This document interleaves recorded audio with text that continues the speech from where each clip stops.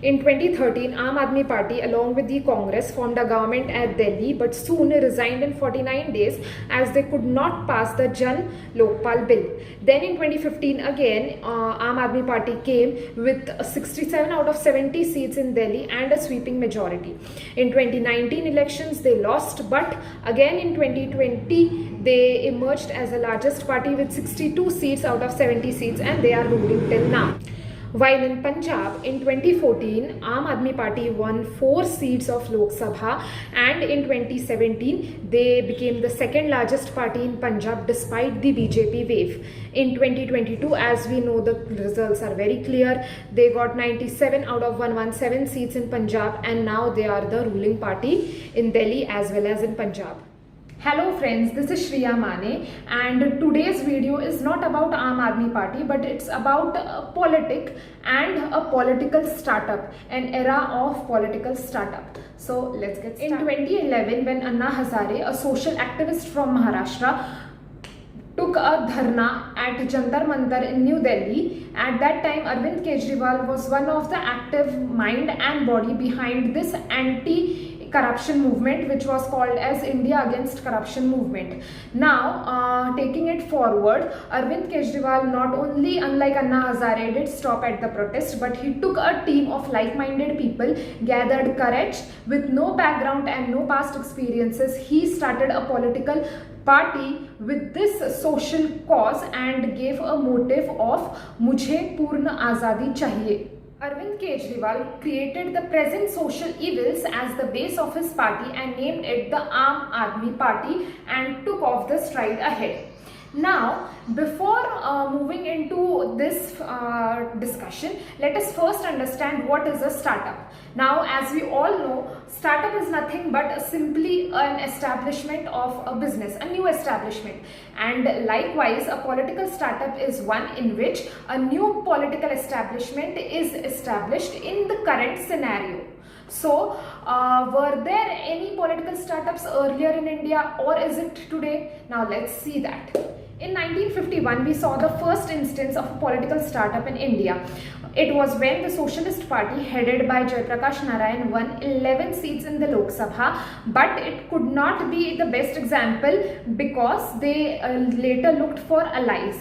Similarly, we have Janata Party and the Sanyukta Vidhayak Dal. They also could not be called as political startup as they went into coalition in their further phases.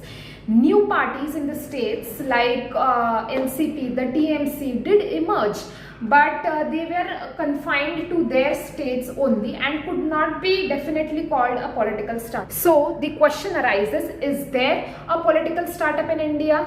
The answer to it is yes, and with definite reasons as well. Let's see how.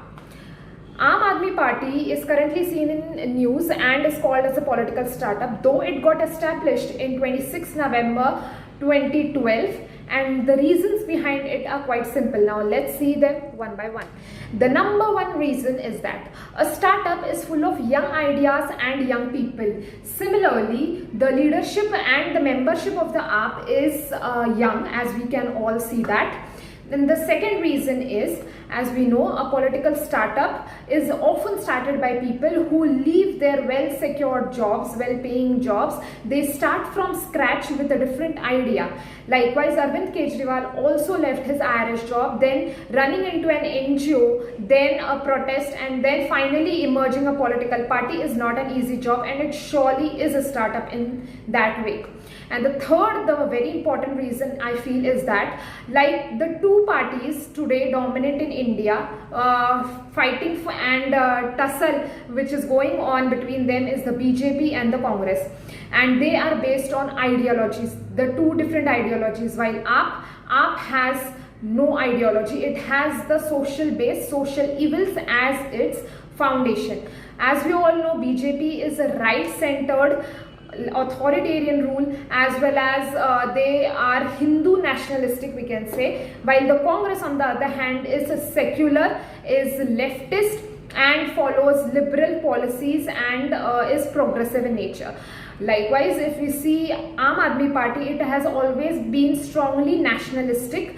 Then it relies its principles on the betterment of the people by enhancing and bringing their problems into policies and then actions. And similarly, they too follow the liberal social principle: what is right and what is wrong.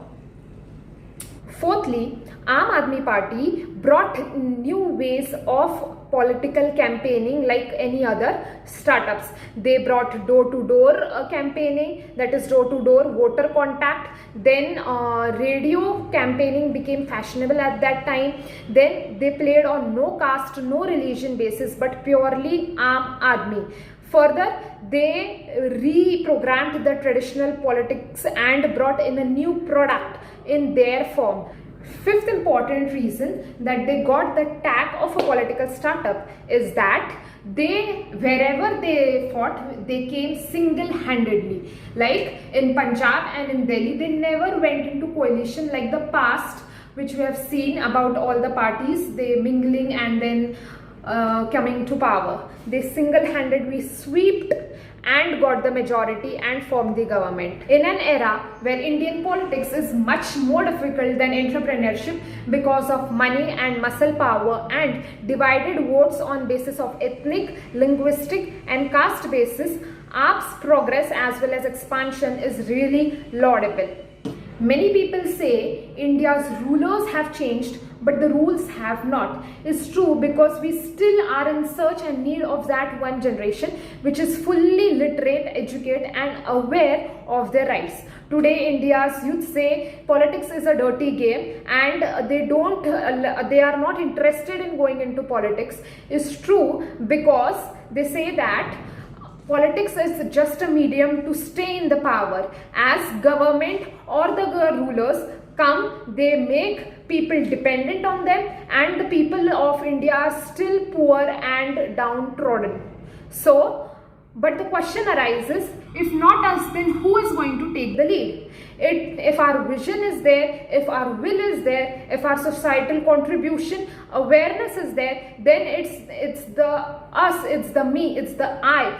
And that is going to take us ahead. If we are aware of our political rights and political expansion on how we can go ahead, then we have to take the charge.